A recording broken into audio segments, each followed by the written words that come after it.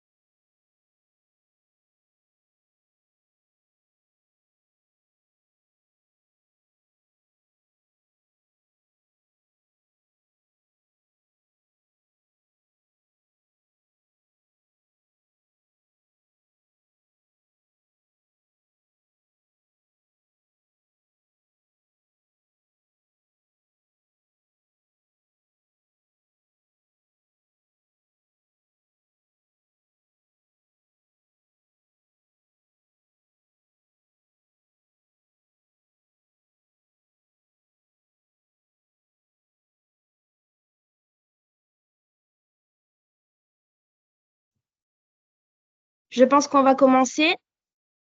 Alors, bonsoir à tous et merci pour votre participation ce soir à la première soirée éleveur d'information. On va ce soir parler de péritonite infectieuse féline. Donc moi, je suis Karine Abat, je suis vétérinaire, je travaille à l'UMES, à l'école vétérinaire de Maison-Alfort en médecine d'élevage et des collectivités des carnivores, donc chiens et chats. Et on a pensé à organiser cette soirée parce que c'est quand même un sujet assez délicat. Et en effet, il y a beaucoup d'informations utiles, soit pour les éleveurs, soit pour les vétérinaires. Donc, ça fait partie de notre mission, on va dire. Donc, merci à tous. J'espère que tout ira bien ce soir avec la visio. Éventuellement, pour tous ceux qui ne sont pas là, on va essayer de donner le replay de la soirée. Je vous demande, il va y avoir 3 présentations et on va faire en sorte que les questions vont être posées tout à la fin. Comme ça, les conférenciers vont avoir le temps de parler. Et il va y avoir donc un temps de parole de plus ou moins une vingtaine de minutes.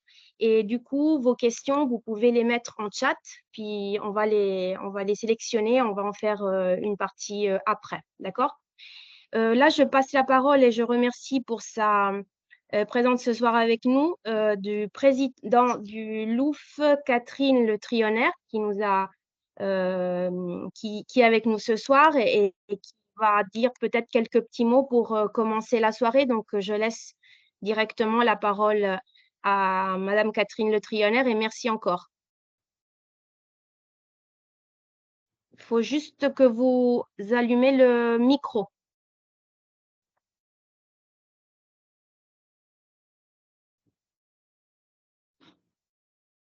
Attendez. Il y a Billy dans-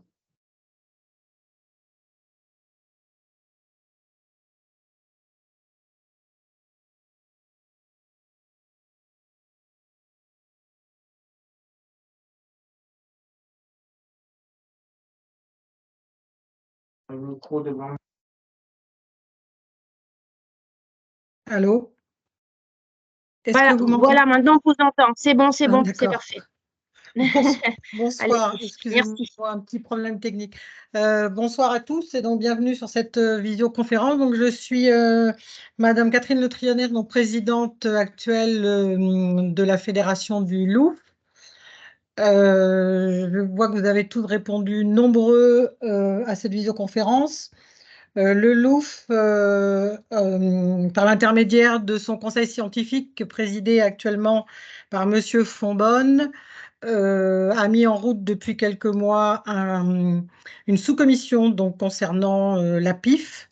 Et c'est dans ce cadre d'action que nous participons à cette visioconférence donc sur l'actualité sur la péritonite infectieuse féline, excusez-moi. Il y a beaucoup de choses qui bougent actuellement. Le LOF tient à être présent dans l'évolution euh, de cette maladie, puisque nous sommes tous concernés, que ce soit en tant qu'éleveur, en tant que propriétaire, en tant que vétérinaire, par la péritonite, plus communément appelée la Juste PIF. je vous coupe juste la parole parce que je vois en chat qu'ils ont des problèmes. Apparemment, Ils n'entendent pas? ouais, ils n'entendent pas. Ouais. Vous me confirmez, s'il vous plaît, que. Ah non, alors il y en a qui.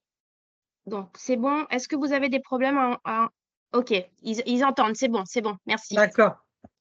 Donc le LOF est bien évidemment concerné au travers de ses éleveurs, de ses propriétaires à 100% donc, par cette pathologie. Et voilà, c'est pour ça que nous sommes présents ce soir et que nous sommes très contents de participer à toute cette action. Je vais redonner la parole à Karine, je pense, qui va nous présenter les participants Les et les conférenciers, projets. oui, oui. Merci beaucoup. Merci. Merci beaucoup à Alors, vous. attendez. Merci.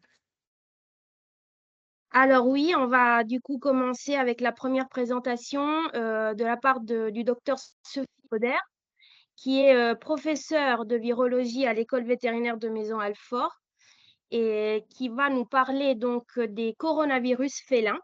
Donc je veux bien, donc du coup, on est prêt. Sophie. Oui, bonjour à tous. Alors, je vais essayer de partager mon écran, ce qui est toujours... Alors, hop, alors... tac, tac, tac. Alors, je vais chercher dans les fenêtres. Voilà. Est-ce que vous voyez bien un PowerPoint? Oui, Est-ce on que voit le PowerPoint.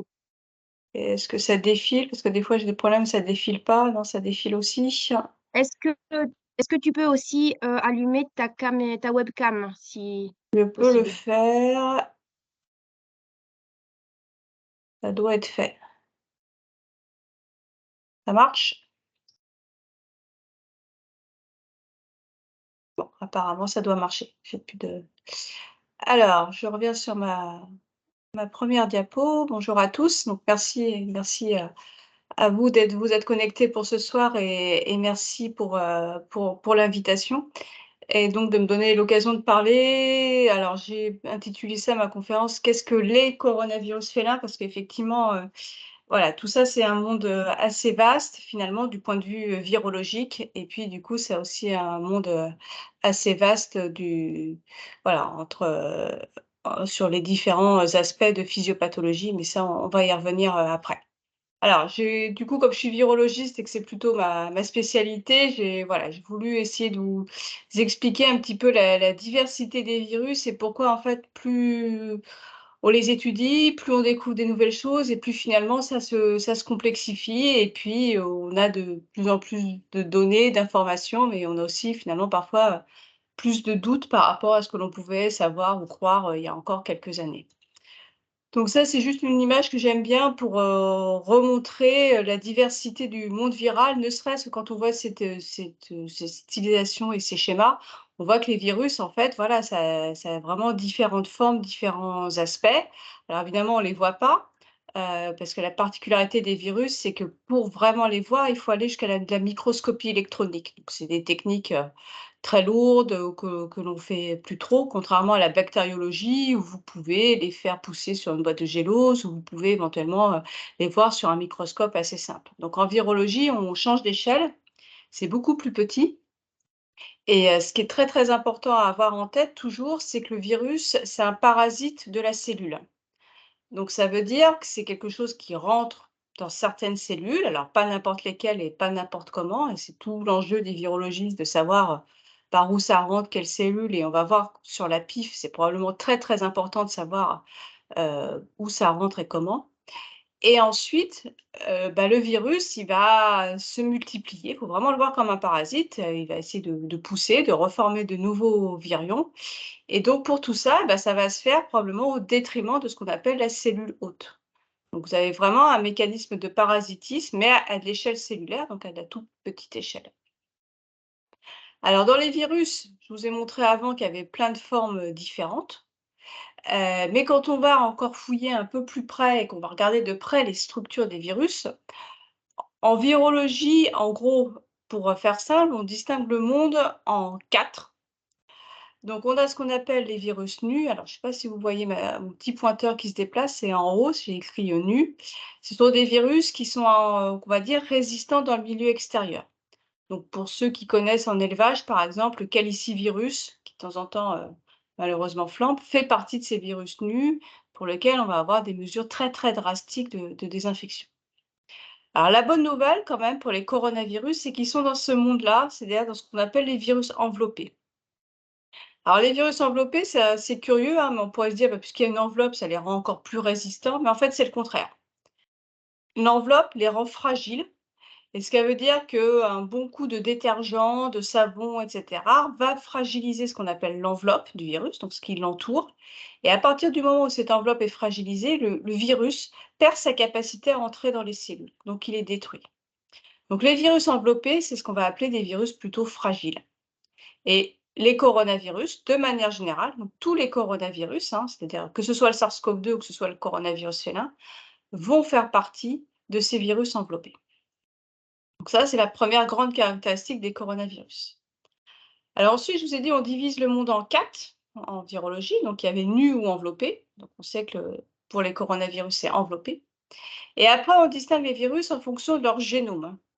Alors, vous avez peut-être entendu des molécules d'ADN, parce qu'on sait que notre patrimoine génétique, c'est de la molécule d'ADN. On a notre molécule d'ADN.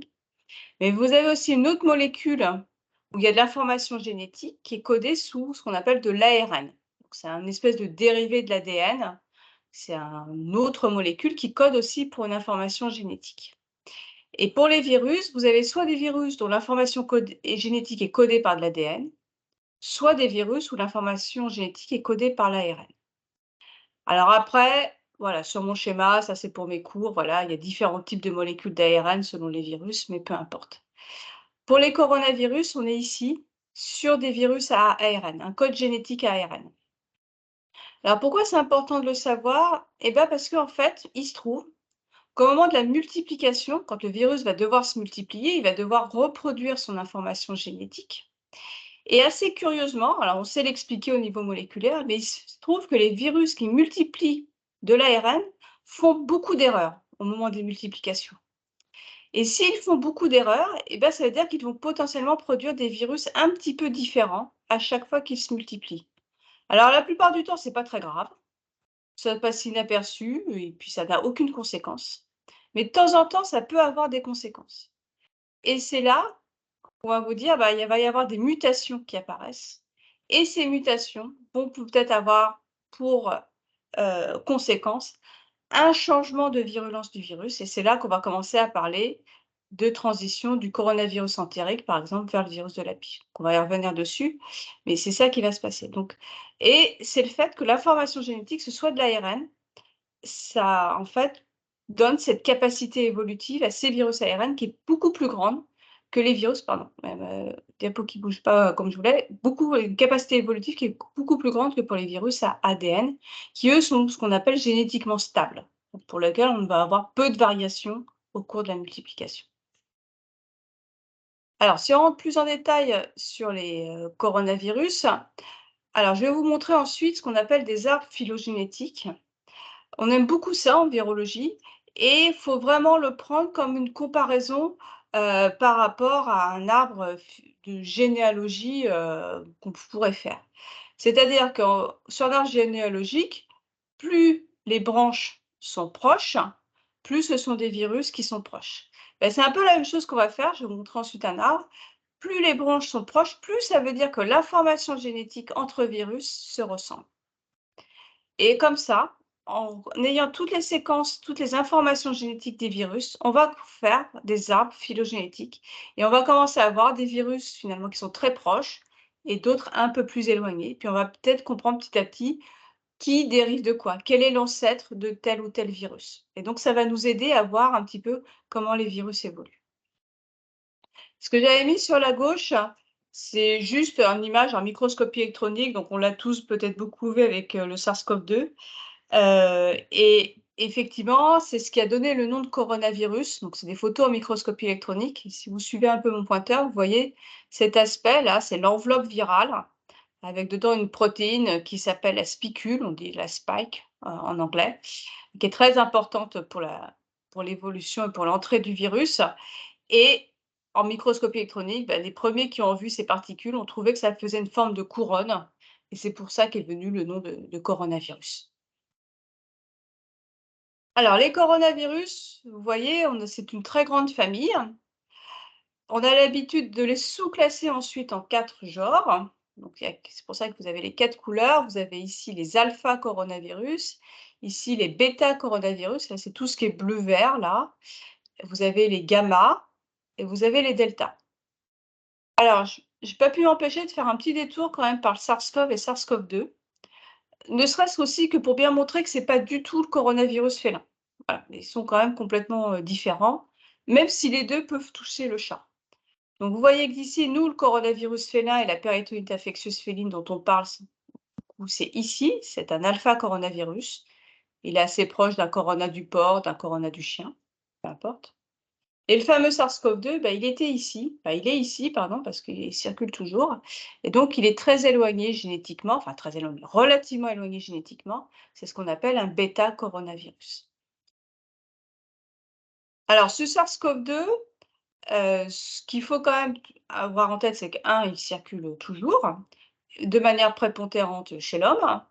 Heureusement, c'est le variant Omicron qui circule et qui ne provoque plus beaucoup de symptômes.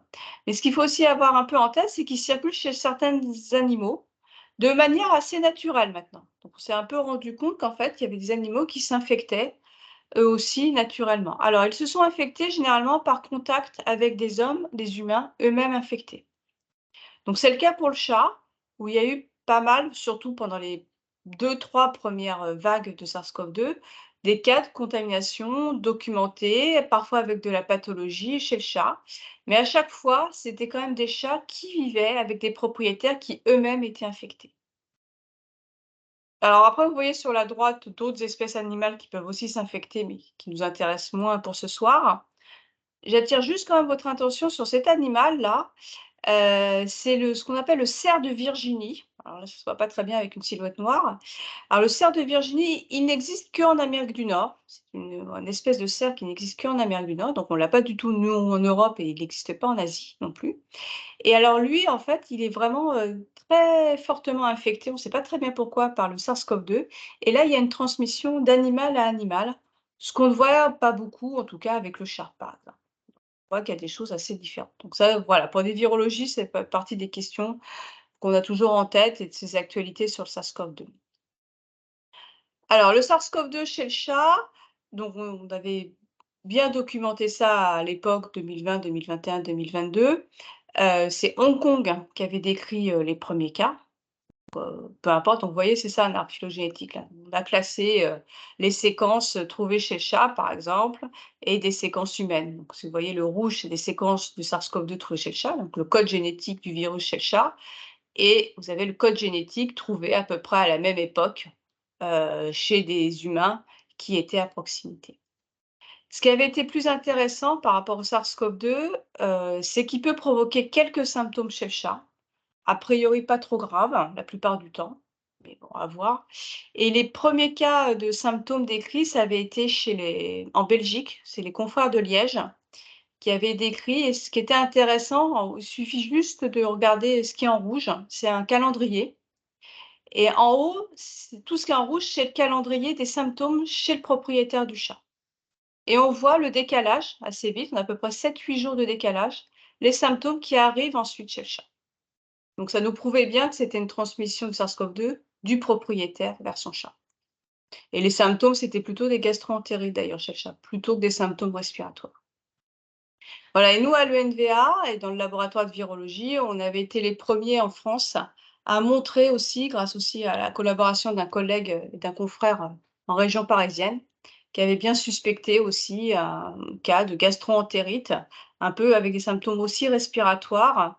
On était en plein milieu de la première vague, on était en avril 2020, et effectivement, quand on a fait les prélèvements, les écouvillons, et qu'ensuite on a été faire le séquençage jusqu'au bout, on s'est aperçu qu'on avait une séquence ici, elle est en rouge, donc c'est écrit 4 France, donc c'était vraiment la séquence française du chat, et elle était très très proche d'autres séquences qui circulaient en France à l'époque. Voilà, alors j'en ai fini pour ce SARS-CoV-2 et son impact chez le chat, parce qu'en fait, son impact chez le chat est relativement modeste, en tout cas en regard à ce que peut faire réellement le coronafélin, qui lui est différent. C'est un alpha coronavirus, donc il est ici, et lui on le connaît depuis très longtemps, depuis les années 70, il était découvert d'abord à Cornell. Et en fait, c'est pas le coronavirus félin, mais c'est les coronavirus félins. Alors, on a 2 manières de les classer. Une première manière qui a peu d'impact biologique, donc ça va peut-être vous paraître important, mais quand même. On a ce qu'on appelle des sérotypes. Alors des sérotypes, j'ai pris voilà, l'image frère et sœur. Ce sont 2 virus, mais qui sont quand même toujours des coronavirus félins, mais qui sont un peu différents. Et on va pouvoir les distinguer par les réactions anticorps, ce qu'on appelle les réactions de sérologie. Donc c'est comme ça qu'on va avoir le sérotype 1, qui est ici en bleu, et le sérotype 2. Alors il se trouve, et ça ne nous aide pas beaucoup, que c'est le sérotype 1 qui est le plus fréquent dans la nature, à 98-99%. C'est vraiment, il est très très prépondérant. Mais malheureusement, il est très difficile à étudier en laboratoire. Donc ce qui fait que la plupart des études faites en laboratoire où on cultive le virus, où on va tester des antiviraux, on peut éventuellement, pourquoi pas, arriver encore tester des vaccins. Et bien tout ça, on va surtout le faire avec le coronavirus félin de sérotype 2, mais qui ne correspond pas exactement à la réalité de terrain. Donc on a ce petit gap qu'il faut toujours un peu avoir en tête entre ce qu'on va pouvoir faire in vitro en laboratoire et le virus qui est réel en circulation. Alors au-delà de ça, et ce qui est plus contraignant, c'est qu'en plus, on a ce qu'on appelle des biotypes ou pathotypes. Et c'est là qu'on va commencer à parler du FIPV, donc virus de la péritonite infectieuse féline, et du FECV, ce qui est le E, c'est pour entérique, donc c'est-à-dire le coronavirus félin à tropisme entérique. Alors là, c'est plus une distinction entre frères et sœurs, c'est une distinction entre jumeaux, mais entre vrais jumeaux, quasiment. Donc ça veut dire que ça va être très difficile à faire. Vous pouvez avoir des FECV de sérotype 1, d'accord, donc en bleu, ou des FECV de sérotype 2, voilà, en rose. Donc ça veut dire qu'en fait, la classification en sérotype n'est pas superposable à la classification en biotype. Donc soit vous parlez des coronavirus type 1, type 2, c'est de la sérologie, soit vous parlez de FECV et de FIPV, et là, c'est une distinction en fonction de la virulence et du tropisme du virus. Donc le FECV, comme son nom l'indique, va surtout avoir un tropisme entérique, peu de symptômes associés. Et le FIPV, c'est là que c'est une autre histoire, c'est celui-là qui va avoir un tropisme pour les monocytes macrophages, il va diffuser dans l'organisme et provoquer les symptômes de péritonite infectieuse féline. Alors, est-ce qu'on peut les distinguer? Certainement pas par la sérologie. Vous avez bien compris que ce n'est pas une distinction par les anticorps et qu'ils sont très très proches. Donc par les anticorps induits, on va avoir la même réponse anticorps, ça ne nous distinguera pas FECV et FIPV. Et pendant très très longtemps, on n'a pas su réellement les distinguer. Vous voyez qu'il y avait des différences de pathologie, mais on ne savait pas à quoi la relier. Et puis les études se sont confortées. Je sais que le docteur Cannon-Guibert va y revenir dessus. Et notamment, on a eu pas mal de progrès grâce à la PCR, au séquençage et des avancées sur les codes génétiques. Et on s'est aperçu qu'on pouvait probablement très bien les distinguer en séquençant un morceau de la protéine S. Rappelez-vous, je vous ai dit, c'est une protéine très importante dans l'enveloppe. Et il y a des parties qui varient entre FIPV et FECV dans la protéine S. C'est assez souvent le meilleur déterminant pour les distinguer. Et il y a une autre protéine aussi qui varie entre les deux virus. Alors, c'est une protéine qui est moins connue. Elle a un nom un peu barbare. Ça s'appelle ORF3C. On ne connaît pas sa fonction. Donc, quand on commence à avoir des protéines virales, mais dont on ne sait pas à quoi elles servent, ça veut dire qu'on est un peu dans le flou, mais c'est comme ça. Mais, preuve de terrain, ou fortement du terrain, quand on arrive à le faire, on s'aperçoit qu'elle n'est pas la même, que la séquence n'est pas la même lorsqu'on a un coronavirus félin entérique et quand on a un FIPV. Donc, il semblerait que la position de FECV vers FIPV soit due à quelques changements dans la protéine S et souvent associée à quelques changements dans la protéine 3C. C'est assez peu, parce que les coronavirus, je ne reviendrai pas là-dessus, mais ils ont énormément de protéines, ils codent pour un grand nombre de protéines. Et finalement, le changement de virulence et la PIF va se jouer à assez peu de mutations. Alors, qu'est-ce qu'on imagine qui se passe? Quand on a du coronavirus félin entérique, il est très probablement excrété dans les selles. On en est même à peu près sûr, puisque quand on fait un écoubillonnage rectal, c'est là qu'on va voir dans l'ARN qu'on va extraire, on va retrouver de l'ARN viral. Donc, il est excrété dans les selles, plus ou moins de manière abondante selon les chats, c'est assez variable. Et généralement, il n'y a pas de symptômes. Par contre, lorsque ce virus se transforme en FIPV, là, il est assez peu excrété. On retrouve assez peu de virus dans les selles. Ce n'est pas totalement blanc, noir, mais c'est quand même à peu près ça. Alors ça, c'est plutôt une bonne nouvelle parce que ça veut dire que la souche FIPV qui est très pathogène, elle est assez peu excrétée ou sur une courte durée, on ne sait pas très bien. Mais du coup, on ne voit pas flamber de grosses épizooties de FIPV. Alors ça arrive de temps en temps qu'on ait de manière simultanée 2-3 cas à un même endroit. Mais généralement, ça ne va pas aller trop loin. Ça ne va pas être une épidémie de typhus ou ça ne va pas être une épidémie de calicivirose. Encore heureux. Alors après, en termes de pathogénie, c'est compliqué. On ne sait pas tout. Mais on sait qu'on a d'un côté un virus entérique qui va infecter les cellules de l'intestin, qu'on appelle donc les entérocytes. Et que quand les mutations apparaissent, on a un virus qui va infecter, là ce que j'ai représenté, ce sont des monocytes macrophages. Donc c'est plus les mêmes cellules que le virus infecte. Et ça change tout.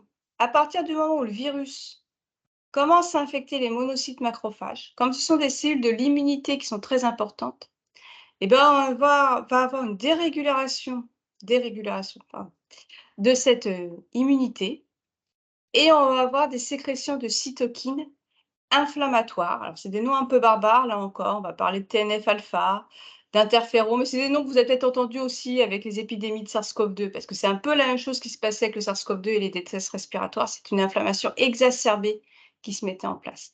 Ben, ça, sur la PIF, ce qu'il faut voir, c'est ça. C'est-à-dire qu'en gros, ce n'est pas complètement la faute du virus, mais c'est la faute presque de la réponse immunitaire qui va être beaucoup trop forte. Et là, vous allez avoir une fragilité vasculaire qui peut se mettre en place et du coup, passage de liquide dans les cavités, ce qu'on va appeler la PIF humide. Vous allez avoir des cellules qu'on appelle les neutrophiles, ce sont des cellules sanguines qui sont très inflammatoires et qui vont venir en très grand nombre et voire en trop grand nombre et qui vont peut-être finir par avoir un effet délétère.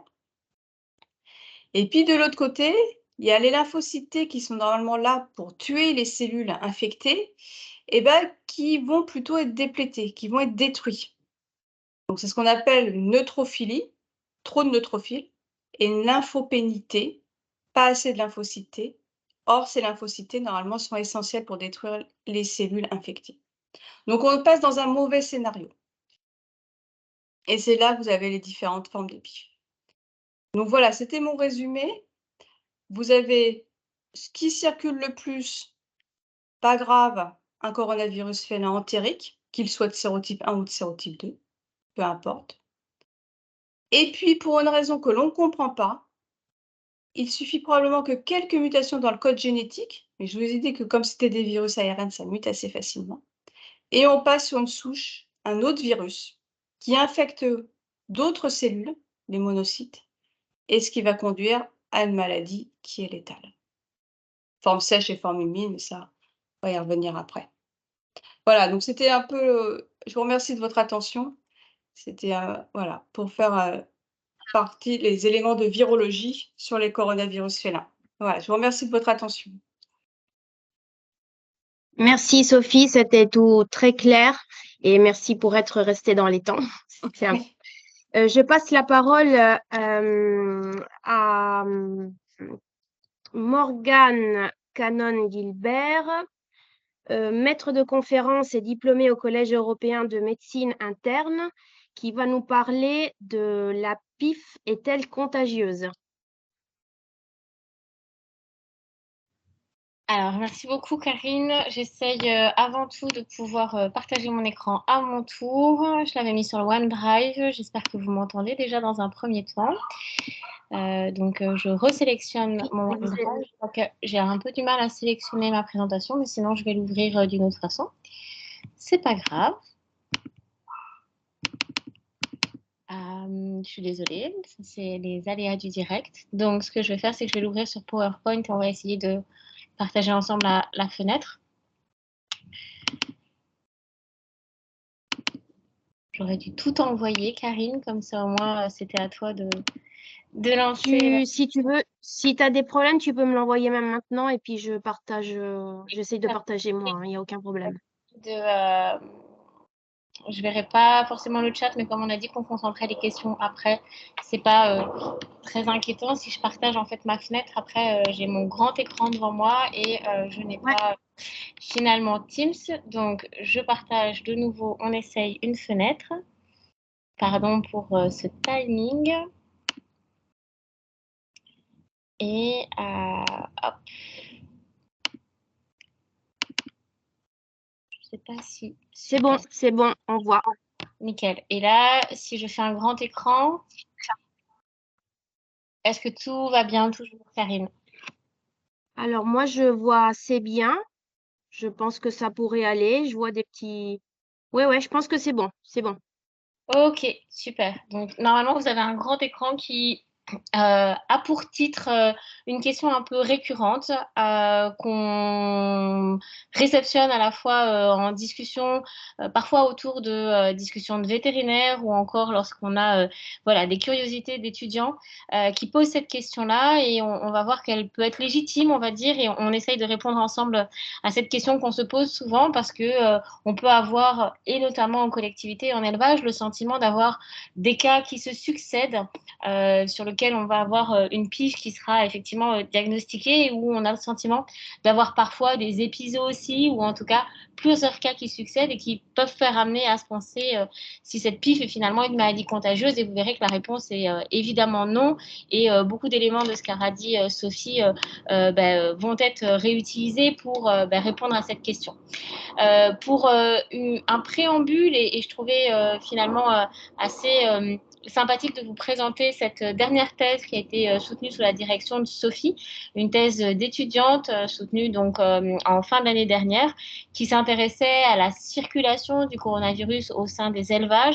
Je trouvais que ça mettait vraiment voilà, le thème au centre, dans le sens où c'est une étudiante qui a comme ça contacté 300 élevages en France, beaucoup de races pures de chats évidemment représentées, un questionnaire qui voulait savoir finalement quelle était l'exposition des éleveurs par rapport à cette maladie-là.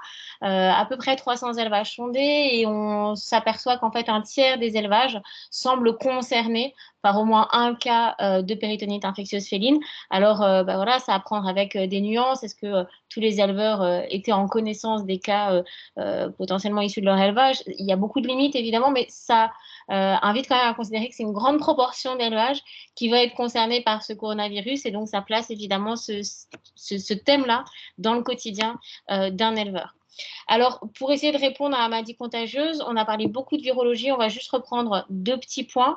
En fait, on vous a parlé avec Sophie de la pathogénie. Juste Morgane, Dis-moi. excuse-moi, je te coupe parce que ta présentation, moi, je vois encore la première. Ok, tu vois pas le défilé. Ouais, donc je sais pas si. C'est pas grave. Je vais essayer de faire différemment, je pense. Là, tu la vois pas du tout défiler. Non, non, non.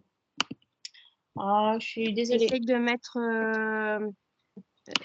Alors là, oui, alors là, c'était bon. Donc voilà, exactement. Là, peut-être ça va.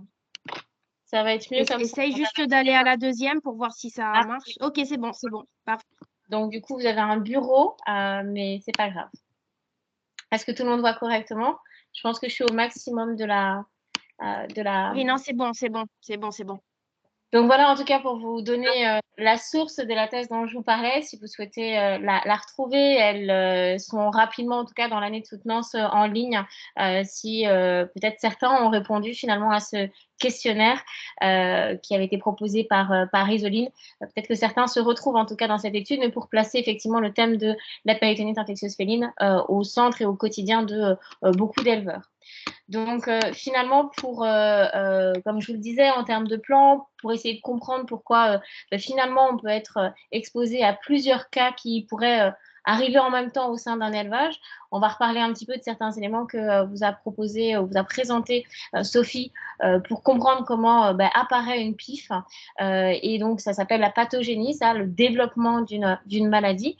De comprendre aussi que finalement, c'est pas complètement idiot de se demander si la PIF est une maladie contagieuse parce que finalement, on peut retrouver le virus responsable de PIF dans les selles, mais il y a une inconnue qui finalement persiste, c'est de savoir si ce virus muté dans les selles est infectant pour un autre chat. Donc, on verra un petit peu ça dans un deuxième temps. Et puis après, lorsqu'on a beaucoup de coronavirus dans notre collectivité, comment essayer finalement de pas d'éradiquer complètement parce que probablement qu'on a du mal à éradiquer complètement, mais en tout cas essayer de cantonner quand même l'exposition de l'ensemble des chats de la collectivité. Donc comme Sophie vous l'a un peu précisé rapidement, c'est bien un virus à ARN, il va se répliquer. C'est le virus coronavirus entérique gentil, il est en bleu et quand il se réplique, il peut avoir finalement des mutations sur son matériel génétique Ça, c'est vraiment la spécificité, on va dire, des virus à ARN. Et ça, c'est pas ma partie, c'était la partie de Sophie. Et donc, à la suite de ces mutations, elles sont certainement prédisposées dans un état, on va dire, favorisant, un terrain favorisant. Ça peut être finalement l'animal en tant que tel, le jeune âge du chat, le fait qu'il soit soumis à des stress environnementaux, nutritionnels, éventuellement des comorbidités infectieuses, et peut-être en fonction de la charge virale, tout ça est peut-être pas mal de facteurs favorisants qui vont peut-être favoriser la survenue de mutations. Et à l'issue de ces mutations, on l'a bien compris, ce virus, il va un peu changer. Morgane, je suis désolée, mais je encore un petit problème parce que, enfin, moi je vois en réalité, mais dans le chat, il y a plusieurs personnes qui n'arrivent pas à visualiser. Donc, juste une seconde, comme ça, j'essaie juste de comprendre si c'est un problème de smartphone, peut-être, ou pas. Donc, juste, je peux te demander d'aller d'aller en avant juste d'une... Ok, juste là, c'était la précédente. Alors, essaye juste d'enlever ta caméra déjà, comme ça on va voir un petit peu plus grand. Et puis c'est bon, après tu peux reprendre parce que c'est bon. Voilà, Donc là, parfait, merci. la caméra, et vous êtes au maximum de ce que je peux en termes d'affichage. Ça occupe tout mon Non, écran. c'est bon. Bon, Non, c'est bon. Et après, voilà, on peut reprendre. Désolée. pas de souci. Donc, on en était au fait que ce virus muté, il va changer un tout petit peu sa capacité de diffusion dans l'organisme. Il va globalement, en simplifiant, infecter des macrophages ou les monocytes, donc une partie des cellules immunitaires. Et grâce à ça, il va se diffuser un peu dans l'organisme et il va être à l'origine de l'expression que vous connaissez tous, clinique, avec les différents symptômes qui sont en lien avec les atteintes des différents organes possibles. Et donc, ce virus, il devient violet quand il a muté et il va se disséminer. Ce tropisme étendu, ça veut dire qu'il va toucher différents organes. Mais attention, même si finalement il est issu d'un virus qui est à point de départ digestif, pour certains chats, on le verra, il continuera à être finalement excrété dans les selles. Et cette PIF, finalement, c'est un juste équilibre entre ce virus muté et puis un petit peu les capacités de l'hôte à contourner ou à affronter ce virus-là. Donc finalement, on peut imaginer qu'un chaton qui a un virus muté, s'il a une très très bonne immunité, et en particulier une très bonne immunité via les cellules immunitaires, peut-être qu'il a finalement les capacités à ne pas voir se développer une PIF. Et cette immunité, sur la base des cellules immunitaires, elle peut être affectée, affaiblie, en fonction de si l'animal est très jeune, en fonction de peut-être des prédispositions raciales ou génétiques, c'est un peu controversé, en fonction de certaines comorbidités, une malnutrition ou éventuellement des co-infestations virales, parasitaires, bactériennes, en fonction de l'environnement, du stress environnemental, une surdensité animale par exemple.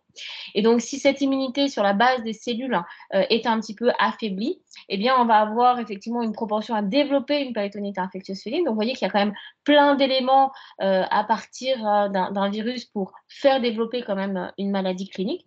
Et en fonction de s'il reste quand même un petit peu d'immunité cellulaire, il va y avoir une forme peut-être plutôt sèche. Et au contraire, lorsque finalement l'immunité cellulaire est vraiment, vraiment, vraiment compromise et que finalement c'est beaucoup d'anticorps produits, mais finalement pas beaucoup de cellules compétentes pour combattre le virus, on va peut-être avoir, de façon simplifiée en tout cas, l'apparition d'une forme plutôt sèche. Donc vous voyez que dans le développement d'une maladie, il y a quand même beaucoup d'éléments.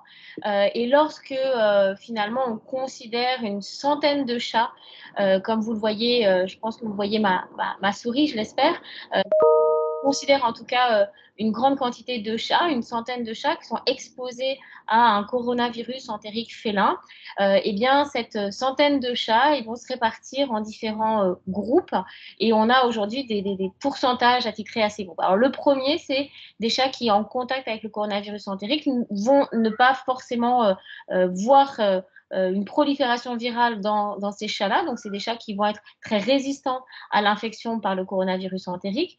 Il y a des chats, donc ça correspond correspond vraiment à une minorité de chats. Puis, il y en a d'autres qui vont avoir une infection transitoire, donc ils vont excréter, éliminer un petit peu ce virus-là. Et on sait que c'est un virus qui va bien survivre dans l'environnement, parfois plusieurs semaines en fonction finalement des conditions environnementales de l'élevage ou en tout cas de l'espace extérieur.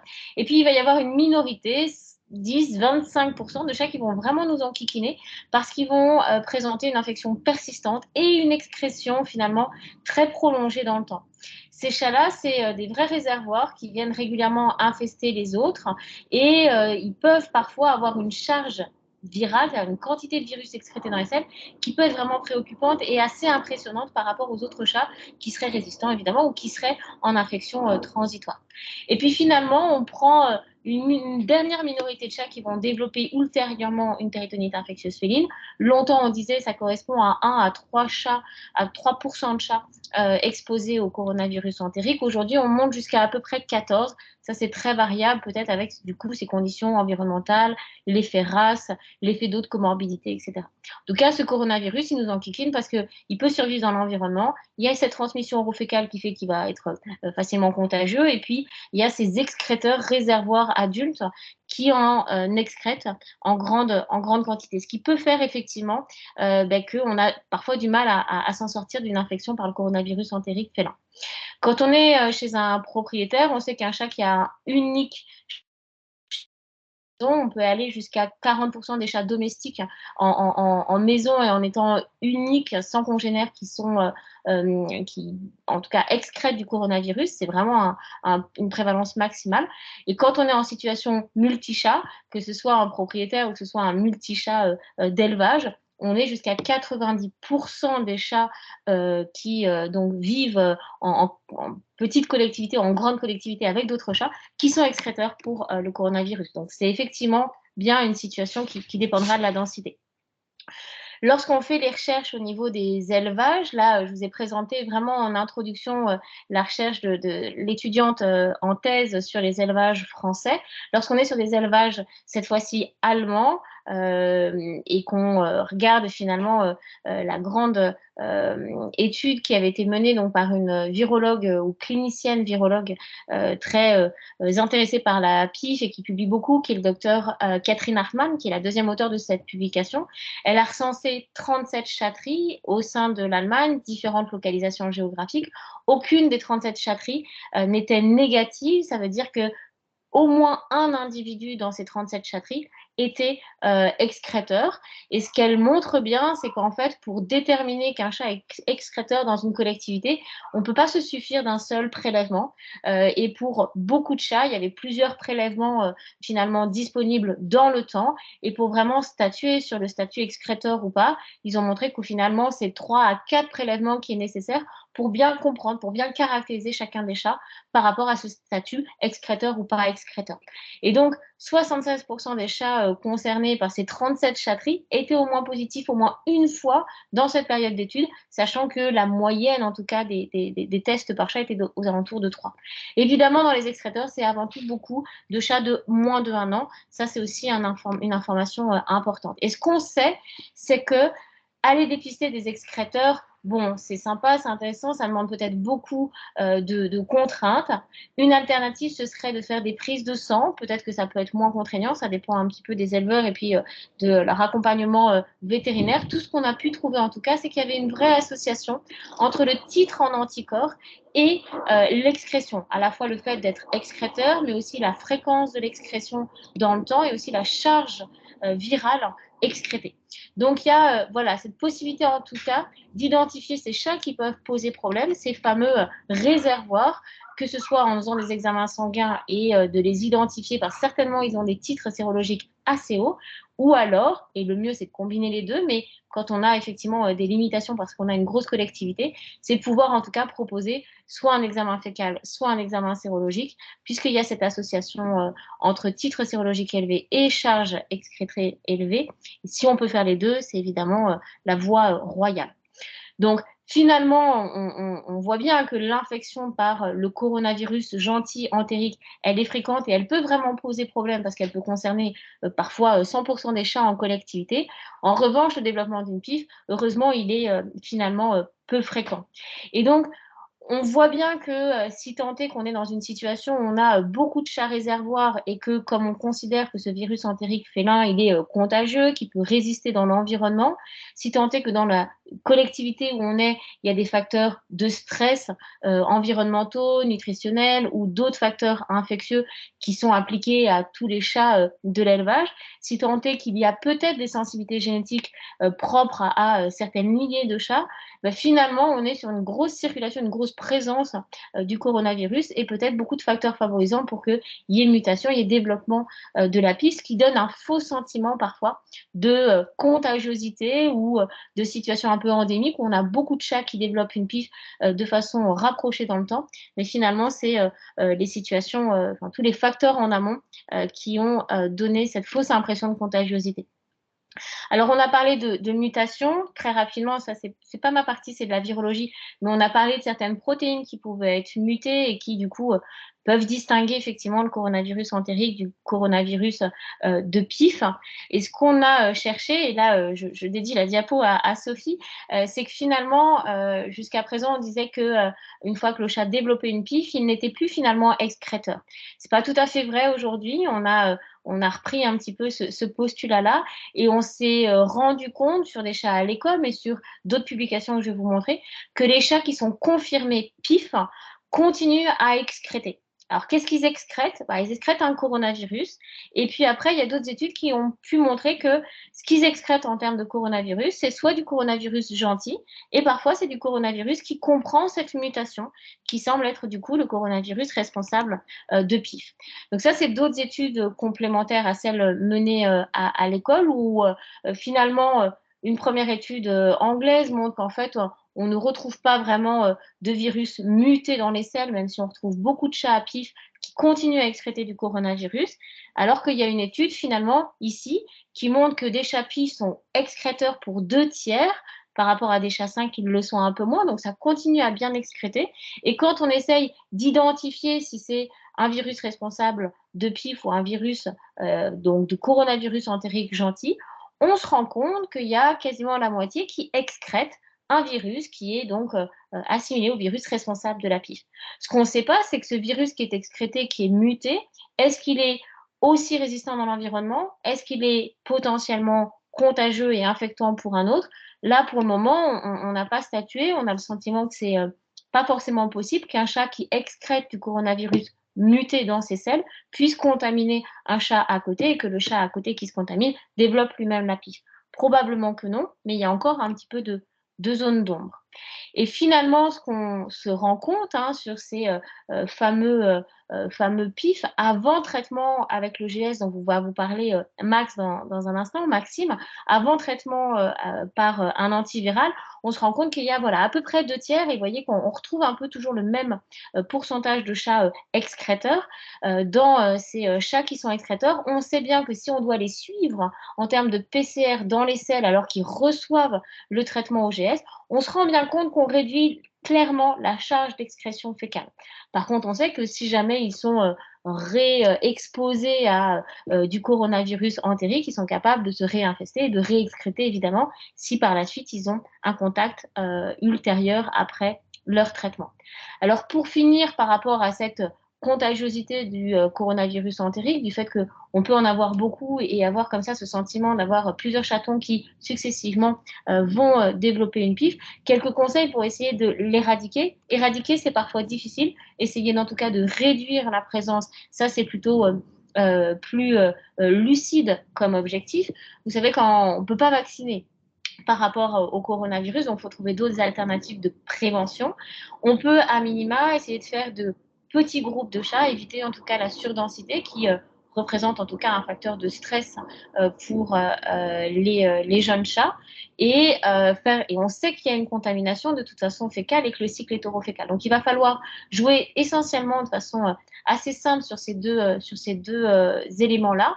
Limiter le nombre de chats, des groupes de chats qui s'entendent bien et qui sont stables dans le temps. C'est-à-dire pas trop changer la composition des groupes. Ça, c'est un élément assez simple et qui est souvent décrit et rapporté dans les moyens de prévention ou de limitation de la circulation du coronavirus entérique. Et puis, comme c'est dans les selles, de multiplier le nombre de litières et puis surtout d'avoir finalement une certaine hygiène des litières. C'est-à-dire qu'on sait que le coronavirus, il peut survivre globalement à peu près 7 semaines. Sophie me contredira peut-être ou précisera un peu ça. Il peut y avoir une survie qui est prolongée. Ça veut dire que si j'ai une bonne hygiène des litières quotidienne, on peut imaginer effectivement que s'il y a un peu d'excrétion, je les ai enlevées avec cette hygiène quotidienne. Et on fait attention à l'accès à l'extérieur. C'est pour ça que j'ai mis une volière parce que au moins ça cloisonne quand même un petit peu l'accès à l'extérieur. Et pour gérer les déjections, au moins on n'a pas 300 hectares à faire pour aller chercher les déjections des reproducteurs, de cantonner cet espace à l'extérieur. Ils ont besoin d'un accès à l'extérieur pour leur développement évidemment mental, mais il faut évidemment faire attention pour pouvoir gérer les déjections et pouvoir les retirer et assurer cette hygiène qui est primordiale. On a parlé de minimiser finalement toute situation de stress. Le stress, il passe par la surdensité, il passe par la malnutrition, il passe par d'autres maladies infectieuses. Ça peut effectivement être plus abstrait comme conseil. Le fait de pouvoir dépister et isoler ceux qui sont séropositifs ou les excréteurs fécaux qu'on va dépister par PCR sur les selles, voir si on peut apporter ces deux moyens de dépistage, ce sera toujours effectivement idéal. Éviter la reproduction de chats qui auraient donné dans leur lignée des chatons malades, je le mets en italique et avec un point d'interrogation parce que c'est finalement peut-être un peu illusoire de pouvoir le proposer, c'est un petit peu controversé. En revanche, si j'ai gardé une femelle qui avait un bon potentiel, et en fait, je me rends compte qu'elle est séropositive, qu'elle est excrétrice, mais pour autant, elle a beaucoup de qualités et je veux la conserver parmi mes reproductrices. À ce moment-là, ce qu'on peut proposer, c'est, si on la garde, de faire un sevrage précoce, entre 3 et 4 semaines des chatons, parce que finalement, ces chatons-là garderont leurs anticorps maternels pendant 6 à 7 semaines, ce qui fait qu'ils vont être probablement un peu protégés de la contamination par rapport au coronavirus entérique digestif. Éviter des adoptions aux propriétaires trop précoces, qui peut parfois être constitué un stress. Donc, par exemple, attendre l'âge des 4 mois, c'est des choses qu'on peut être amené à lire dans les synthèses de recommandations. Pour finir, Maxime vous parlera du traitement plutôt sur les chats malades, du GS, de cet antiviral. La forme orale, qu'on va appeler le Mucian, qui est donc un antiviral oral que vous connaissez certainement, a été testé en collectivité sur des chats excréteurs, non cliniques de PIF, mais des chats excréteurs. Et on se rend compte que cet antiviral, il est efficace aussi pour réduire drastiquement, comme vous pouvez le voir là, par des mesures de PCR. On a avant traitement et on a après traitement. Vous voyez qu'à 0 et un tout petit peu après le 0 jour, vous voyez que les PCR se négativent dans les selles dès l'instant que ces chats excréteurs, qui sont ici matérialisés par autant de couleurs, ont reçu du Mucian. C'est une courte administration avec une dose particulière. Et dans cette situation-là, on a effectivement une négativation des PCR de coronavirus. Alors du coup, l'hypothèse, c'est de se dire d'avoir isolé les excréteurs et de l'avoir finalement donné un antiviral, ça limite leur excrétion. Est-ce que finalement, ça réduit le risque de voir des chatons de cette collectivité développer la PIF? Ça, c'est encore une hypothèse un peu en point d'interrogation. Là, l'idée n'est pas de conseiller fortement le traitement antiviral parce que évidemment qu'on veut préserver aussi la sensibilité de ce traitement-là, mais en tout cas, c'est décrit et je voulais au moins vous le mentionner. Mais évidemment que les méthodes de dépistage et peut-être d'isolement des chats excréteurs a déjà un petit peu de sens. Et de toute façon économique, de toute façon, le Mucian reste assez prohibitif. Si jamais l'animal qui a une PIF est isolé dans une infirmerie ou même en hospitalisation dans un centre hospitalier vétérinaire, c'est pas un animal qu'on considère contagieux, c'est juste qu'il est séparé des autres chats, puisqu'on sait qu'il peut être encore excréteur de coronavirus. C'est juste appliquer en tout cas des règles d'hygiène générale, mais c'est pas un chat qu'on va mettre spécifiquement dans un chenil ou dans une chatterie contagieuse. Donc, je voulais, pour terminer, vous aurez évidemment les diapositives, quelques éléments voilà, de conseils à appliquer en élevage qui sont issus de la thèse d'Isoline avec laquelle j'ai commencé cette présentation et qui propose en tout cas des lignes de bonne conduite pour essayer de limiter la circulation du virus entérique, du coronavirus entérique félin. Donc, à l'introduction, d'avoir potentiellement ce dépistage, que ce soit sérologique ou PCR. Et là, ce qui est ennuyant, c'est que pour dépister un excréteur, il ne se suffit pas d'une PCR, mais de finalement plusieurs tests pour véritablement statuer sur la capacité ou pas d'excréter du chat qu'on veut introduire, d'organiser les locaux. Je vous ai parlé de petits groupes stables en termes de composition, de bien sectoriser différentes zones, et la marche en avant, évidemment, s'applique aussi par rapport à cet agent infectieux. La gestion de l'hygiène, c'est évidemment attention aux litières. Et puis, je rajouterais vraiment, comme je vous l'ai dit, ces surfaces extérieures qu'il faut évidemment surveiller, et les règles d'hygiène doivent s'y appliquer. Et je vous ai mis qu'effectivement, les agents de désinfection les plus recommandés, en tout cas par rapport à ce virus, c'est la javel avec l'addition que je vous ai mis là, les agents oxydants comme par exemple le Virkon, et on met un petit peu en dessous par exemple les ammoniums quaternaires.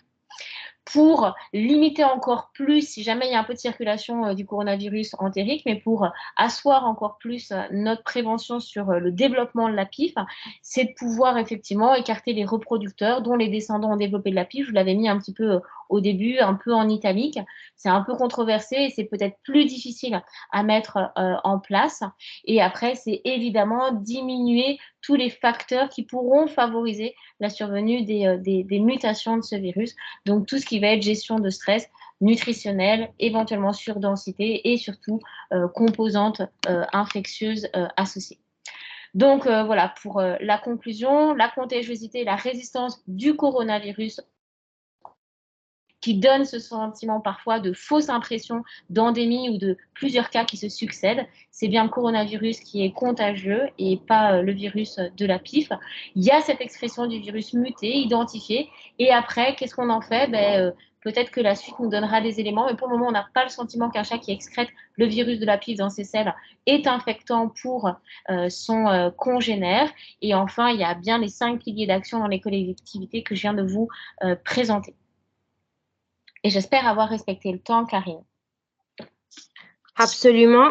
D'ailleurs, merci. J'ai trouvé ça très, très intéressant. Et donc, voilà, merci encore, Morgane, pour ton intervention. Malgré les impondérables du début. Pardon? Malgré les petits impondérables du début. Oui, oui. Mais bon, ça, c'est normal. On ne prend pas en compte. C'était vraiment très intéressant. Et alors, donc, je passe la parole maintenant au docteur Maxime Kurtz, qui est ingénieur de recherche et praticien hospitalier à l'école vétérinaire de Maisons-Alfort et diplômé au Collège européen de médecine interne. Il va nous parler ce soir du traitement. Donc, peut-on guérir les chatons atteints de PIF? Merci Maxime, à toi. Merci beaucoup Karine. Est-ce que tu peux me confirmer qu'on voit bien l'écran? Absolument, oui. Super. Bonsoir à tous. Merci beaucoup de m'accueillir pour ce sujet passionnant et d'actualité. On m'a confié le devoir de répondre à la question peut-on guérir les chatons atteints de péritonite infectieuse féline? On va essayer de répondre ensemble à cette question, de voir dans quelle mesure une guérison peut être espérée dans cette maladie, sous quelles conditions, que ce soit de conditions médicales ou légales, puisque vous le savez, c'est un sujet qui pose évidemment des questions légales. Donc la péritonite infectieuse féline, simplement, je ne vais pas faire de redite par rapport à ce qui a déjà été évoqué par Morgane et Sophie. C'est une maladie qui est relativement fréquente, à laquelle vous avez probablement tous et toutes déjà été confrontés. Elle est de mieux en mieux comprise sur notamment l'agent pathogène en cause, donc le FIPV, les mutations qui conduisent à l'apparition d'une péritonite infectieuse après une infection par un coronavirus entérique, les développements de la maladie donc et les mécanismes moléculaires qui conduisent à la diffusion de ce virus initialement digestif vers l'ensemble des organes du corps. Même si c'est une maladie qui est encore bien comprise, il persiste des zones de flou sur les facteurs déclenchants de la survenue de la maladie, sur le délai d'incubation notamment. C'est une maladie, vous le savez, pour laquelle le pronostic était sombre, catastrophique, jusqu'à récemment, jusqu'aux avancées des dernières années. Puisque ces dernières années ont vu le développement et la distribution de molécules antivirales dont on va discuter de l'efficacité et dont on va également discuter d'aspects légaux. Ces molécules antivirales, en tout cas, semblent efficaces dans la guérison et la prise en charge de ces chats, tels que vous l'avez illustré l'image sur la droite, un chat qui a été présenté avec une uvéite, donc une inflammation de l'œil assez importante, cette uvéite étant résolue après un traitement, ce qui était il y a encore quelques années, inespéré lors de péritonite infectieuse féline. Les problématiques et les questions qu'on va se poser au cours de cette présentation sont donc les suivantes. Quelles sont les options thérapeutiques possibles face à une maladie virale et plus particulièrement lors de péritonite infectieuse féline? Que sont ce qu'on appelle communément le GS et le GC? Que sont ces molécules? Est-ce qu'elles sont efficaces et est-ce qu'elles sont sans risque? Et peut-on et doit-on prescrire du GS aux chats atteints de péritonite infectieuse? Donc, essayons de comprendre les défis thérapeutiques, essayons de nous poser quelques questions face aux défis thérapeutiques lors de maladies virales, en prenant l'exemple de la péritonite infectieuse féline. On va essayer de se demander qu'est-ce que c'est, à quoi ça correspond de traiter, de prendre en charge une maladie virale. Alors déjà, bien sûr, ça implique de réfléchir à qu'est-ce que c'est qu'une maladie virale. Finalement, ce n'est pas si simple à définir. Si on prend l'exemple de la péritonite infectieuse féline, lorsqu'un chat est infecté par ce virus, bien sûr, on pense tous au rôle pathogène induit par le virus via la multiplication de ce dernier au sein des cellules cibles. C'est vrai que cette multiplication est à l'origine de symptômes, mais ce n'est pas la seule manifestation de la maladie. Une infection virale est typiquement une infection chronique comme celle de la péritonite infectieuse féline et aussi associée à une activation et une perturbation du système immunitaire de l'animal. La multiplication du virus au sein des cellules cibles est à l'origine de la mort des cellules infectées ou de la perturbation de leur fonctionnement et induit donc des lésions directes des organes cibles. Jusque-là, tout le monde est d'accord et c'est ce à quoi tout le monde pense en général quand on pense à une maladie virale. L'activation et le rôle de l'activation et de la perturbation du système immunitaire est moins bien compris et moins souvent cité, alors que cette activation, cette dérégulation du système immunitaire est cruciale, et en particulier dans une maladie comme la PIF.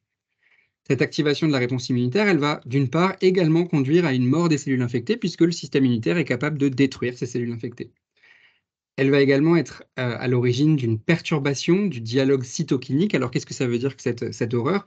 Ça veut dire que lorsque l'organisme est infecté de façon chronique par le virus de la péritonite infectieuse féline, les leucocytes, les globules blancs, donc les cellules de l'immunité, ont plus de mal à dialoguer les unes avec les autres. Ce dialogue s'établit avec des messagers qui passent de cellule en cellule et qu'on appelle les cytokines. Eh bien, lors de péritonite infectieuse, ces messagers sont moins bien transmis ou sont différents de ce qu'on observe en situation normale. Donc, cette perturbation du dialogue entre les cellules de l'immunité va être à l'origine d'une diminution ou d'un emballement de la réponse immunitaire. Et cette hyperactivation du système immunitaire peut conduire à des symptômes spécifiques via la formation de masses qu'on appelle des granulomes, donc qui sont des condensations de cellules inflammatoires au sein de différents organes, le système nerveux par exemple, les yeux, les reins. L'activation excessive du système immunitaire peut aussi conduire au dépôt de complexes d'anticorps qui eux-mêmes peuvent être à l'origine de symptômes. Ce sont par exemple ces complexes d'anticorps qui causent les épanchements lors de PIF humides. Finalement, une maladie virale, c'est l'ensemble de ces anomalies. Ce n'est pas que la multiplication du virus au sein des cellules cibles, c'est l'ensemble de ces anomalies, le virus et son implication directe, ainsi que les conséquences indirectes qu'il peut présenter, l'ensemble de ces choses-là pouvant être à l'origine de signes cliniques. Ce qui veut aussi dire que prendre en charge une maladie virale, traiter une maladie virale, ça ne veut pas que dire tuer le virus, ça veut dire jouer sur ces deux aspects. Alors, quelles sont les options thérapeutiques qu'on a face à nous et quelles sont les options thérapeutiques qui sont disponibles? Vous avez probablement tous été déjà confrontés à des vétérinaires, à des cas de PIF pris en charge par des vétérinaires. Et probablement que certains vétérinaires auront, à un moment ou à un autre, proposé un traitement à base de glucocorticoïdes. Et il est souvent mal vu, ce traitement à base de glucocorticoïdes, puisque donc la prédnisone, des corticoïdes, on a l'impression de ne rien faire. Souvent, les propriétaires ont l'impression, ou les éleveurs ont l'impression qu'on ne fait rien quand on prescrit un traitement à base de glucocorticoïdes et que ça ne fait pas partie du traitement de la maladie. Or, on a dit que toute cette partie de la survenue des signes cliniques qui reposait sur l'activation et la perturbation de la réponse immunitaire devait être prise en charge médicalement. Et c'est le cas. Donc, on peut moduler le système immunitaire et son hyperactivation avec certains traitements. Les glucocorticoïdes, on vient d'en parler, sont donc à l'origine d'une modulation du système immunitaire, mais les données les plus récentes, les données plus anciennes, montrent qu'ils sont à l'origine d'une amélioration, certes, de la qualité de vie et d'une diminution des symptômes, mais ils n'améliorent pas la durée de vie lors de péritonite infectieuse féline. D'autres molécules ont été développées pour stimuler cette fois-ci le système immunitaire, notamment le polyprénil. Vous en avez probablement entendu parler. Ce sont des molécules complexes basées, dont la structure carbonée aurait un rôle sur la stimulation des leucocytes, des globules blancs. Le polyprénil est donc, il s'appelle même immunostimulant. Il a comme objectif de stimuler le système immunitaire. En réalité, en clinique, son efficacité semble plutôt faible, avec certains chats qui peuvent toutefois présenter une réponse complète avec ce traitement.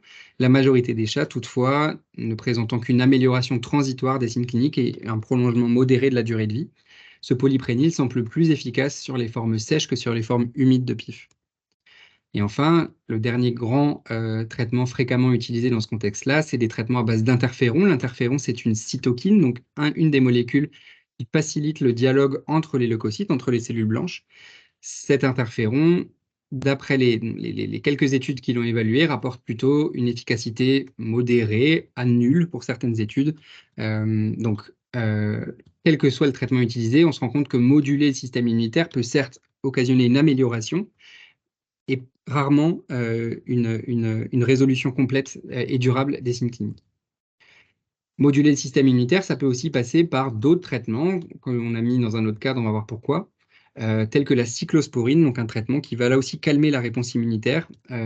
L'utilisation de ce traitement souffre malheureusement d'un manque de données sur l'utilisation in vivo lors de péritonite infectieuse. La deuxième stratégie de prise en charge d'une péritonite infectieuse féline, c'est prendre en charge et empêcher la multiplication du virus au sein des cellules cibles.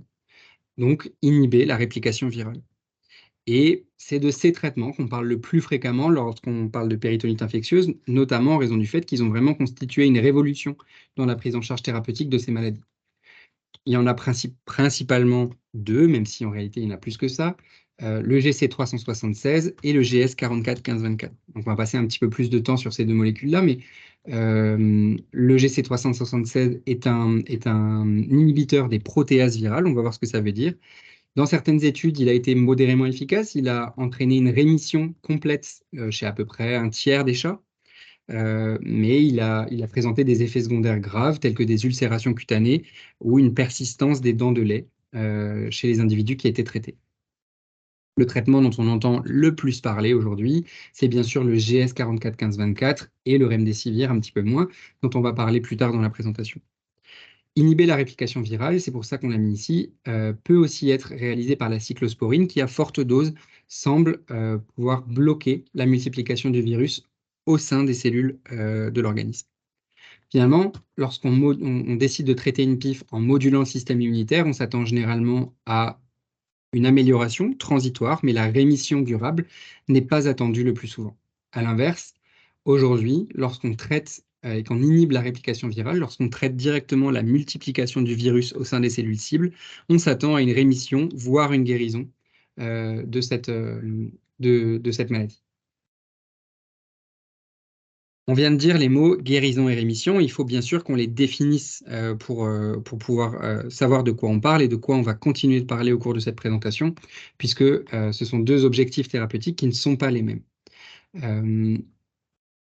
La rémission est définie par une absence de signes cliniques évocateurs de la maladie et une absence de modification des examens médicaux, qui soient évocatrices ou diagnostiques de la maladie. Par exemple, si on parle de péritonite infectieuse féline, un animal en rémission n'aura pas de signes neurologiques, pas de signes oculaires, pas d'épanchement, pas de granulome, pas de fièvre. Et il ne présentera pas non plus d'augmentation de la concentration en anticorps, en globulines, pas d'anémie, pas de diminution des lymphocytes, par exemple. Lorsqu'on est en rémission, une rechute est possible, c'est-à-dire qu'on peut redévelopper la maladie et le virus peut se remultiplier et être à nouveau à l'origine des signes cliniques. La guérison, elle repose sur les mêmes critères de définition, donc une absence de signes cliniques et une absence de modification des examens médicaux qui soient évocateurs de la maladie. Toutefois, la guérison, la différence avec la rémission, c'est que la guérison est persistante dans le temps et on n'attend pas de rechute, elle est théoriquement impossible. On se rend bien compte que que pour parler de guérison, on est bien obligé d'évaluer la probabilité, c'est-à-dire qu'on n'a pas de boule de cristal et il est aujourd'hui difficile de garantir qu'un animal soit guéri, qu'il soit en rémission au moment où on voit l'animal, ça c'est tout à fait attestable, mais qu'il est guéri et qu'il ne rechutera jamais, c'est évidemment difficile à attester. On va voir que c'est important puisque ça fait partie des choses dont on va discuter pour la suite dans les options, dans les espoirs qu'on peut placer dans les traitements de cette maladie. Alors finalement, parmi les traitements qui nous intéressent le plus aujourd'hui, le GS et le GC, principalement le GS, que sont ces traitements? Est-ce qu'ils sont efficaces et est-ce qu'ils sont sans risque? Qu'est-ce que c'est? Le GC 376, si on parle de celui-ci, puisque c'est le premier à avoir été développé, c'est un inhibiteur d'une protéase virale, donc d'une enzyme propre au virus de la péritonite infectieuse. C'est-à-dire qu'il empêche l'assemblage des virions et sa libération à l'intérieur des cellules hôtes. On va en parler un petit peu plus tard. À l'inverse, le GS 441524, c'est une autre molécule qui vise à inhiber la réplication virale, qui marche d'une façon différente. C'est une molécule qui est issue de la recherche de traitements antiviraux humains, c'est-à-dire que lorsqu'on essaye de développer un traitement antiviral, les laboratoires pharmaceutiques testent plusieurs molécules et se rendent parfois compte que plusieurs de ces molécules sont efficaces contre les virus contre lesquels ils essayent de lutter. Et donc ce GS 441524, c'est son histoire, il est issu de la recherche de traitements antiviraux humains, recherche au cours de laquelle on essaie de développer des traitements contre le virus Ebola, plus tard contre le virus SARS-CoV-2, entre autres. Ce GS 441524, c'est la forme active du remdesivir. Le remdesivir, vous en avez beaucoup entendu parler à cause du Covid-19. C'est donc un traitement antiviral. Et bien, lorsqu'on injecte du remdesivir ou lorsqu'on administre du remdesivir à un humain ou un animal, ce remdesivir est transformé en GS 441524, principalement par le foie. Et c'est ce GS 441524 qui est la forme active donc, du remdesivir. Concernant le mode d'action de cette molécule, c'est un analogue nucléosidique. Là aussi, on ne va pas passer trop de temps, c'est simplement pour vous bien faire remarquer que ce n'est pas le même mode de fonctionnement que le GC376. Celui-ci empêche l'assemblage du virus, on a dit, alors que le GS 441524 perturbe le fonctionnement d'une des enzymes du virus et empêche la réplication, la copie de l'information génétique dont vous parlez, Sophie, tout à l'heure, sous forme d'ARN, donc du virus au sein des cellules hôtes. Est-ce que c'est un médicament, ce GS 441524? On va essayer de répondre à la question plus tard. On va voir que ce n'est pas aussi simple de répondre à cette question. Pour expliquer un petit peu mieux le mode d'action de ces virus, on va utiliser un schéma qui est en réalité basé sur la vie et la biologie du SARS-CoV-2, donc pas exactement le virus de la PIF, mais principalement, dans les grandes lignes, le fonctionnement est le même. L'objectif de ces traitements est donc d'inhiber la réplication virale. Quand un virus infecte une cellule, il pénètre à l'intérieur de la cellule, il va répliquer son information génétique, donc répliquer l'ARN, qui est chez les coronavirus, le support de l'information génétique. Donc cet ARN va se dupliquer, on va avoir des copies de cet ARN. Une fois que l'ARN a été copié, le virus utilise la cellule comme un esclave un petit peu, pour fabriquer des protéines virales qui vont servir à l'assemblage de l'enveloppe dont vous a parlé Sophie également tout à l'heure. Donc, à la suite de la fabrication de ces protéines virales, ces protéines sont modifiées via des protéases virales, et on a un assemblage de protéines virales issues de la synthèse par la cellule hôte et d'ARN viral issu de la copie de l'ARN qui fait suite à l'entrée du virus dans la cellule. Et une fois que le virus a été assemblé, il est libéré et va pouvoir infecter d'autres cellules. Eh bien, le GS44-1524, il bloque le recopiage de l'ARN, il bloque le recopiage de l'information génétique, et le GC376, il bloque l'assemblage, si on doit résumer, l'assemblage de la particule virale à la suite de la synthèse des protéines par la cellule hôte. Si on commence par le GC376 en se posant les questions de l'efficacité de ce traitement, on a finalement une étude principale qui répond à cette question, une étude qui porte sur 20 chats qui ont reçu du GC376 en raison d'une péritonite infectieuse féline. Sur ces 20 chats, un est décédé avant la fin du protocole de 12 semaines d'injection et 19 finissent le protocole.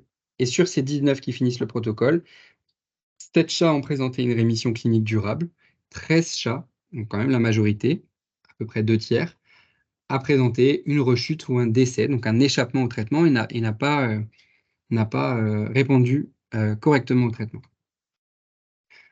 C'est joliment illustré par cette image-là. Donc, si on doit passer un petit peu de temps dessus, ce graphique représente la quantité d'ARN viral initial et sa réduction, donc la diminution de la charge virale au cours des jours de traitement. Et on se rend compte que chez les chats qui ont présenté une rémission clinique durable, cette rémission était associée à une diminution progressive dans le temps de la charge virale. On a bien envie de croire donc que le GC376 inhibe la réplication du virus et diminue la charge virale. Est-ce que c'est sans risque? La réponse est non. À peu près un chat sur 5 au cours de cette étude a présenté des plaies qui étaient graves et qui ont parfois nécessité une hospitalisation, voire une prise en charge chirurgicale. Et 100% de ces chats ont présenté des anomalies dentaires qui pouvaient parfois être associées à une difficulté à se nourrir, par exemple, notamment si le chat était âgé de moins de 4 mois au début du traitement. Donc c'est un traitement qui semble relativement modérément efficace chez un tiers des chats environ, mais qui était associé à des complications importantes en cours de traitement, ce qui a rendu son utilisation plus, bien sûr, moins réjouissante. Concernant le GS44-1524, là aussi, on dispose aujourd'hui d'arguments assez forts pour conclure à son efficacité lors de péritonite infectieuse féline. Les premiers arguments, ce sont des arguments sur des cultures cellulaires. Bien sûr, avant de tester un traitement chez un animal, on teste d'abord dans des tubes à essai. Hein. Donc, une partie de cette étude de 2018 s'intéresse à l'effet du traitement sur des cultures cellulaires de cellules de chat. Donc, dans un tube à essai, on met en présence des cellules de chat avec du virus de la péritonite infectieuse féline, et on ajoute du GS44-1524 à différentes concentrations, et on regarde ce qui se passe. Et on se rend compte qu'à partir d'une certaine concentration, on est capable d'inhiber la réplication virale de façon très efficace. À partir d'une certaine concentration, on arrive à 100% d'inhibition de la réplication virale. Donc, dans des cultures cellulaires, dans des tubes à essai, le GS44-1524 semble efficace pour inhiber la réplication virale. In vivo, maintenant, là aussi, on dispose de plusieurs études qui évaluent l'efficacité de ce traitement chez des chats atteints de péritonite infectieuse. On se rend compte qu'au cours du traitement, vous avez ici la température de l'animal représentée en fonction des heures après le début du traitement.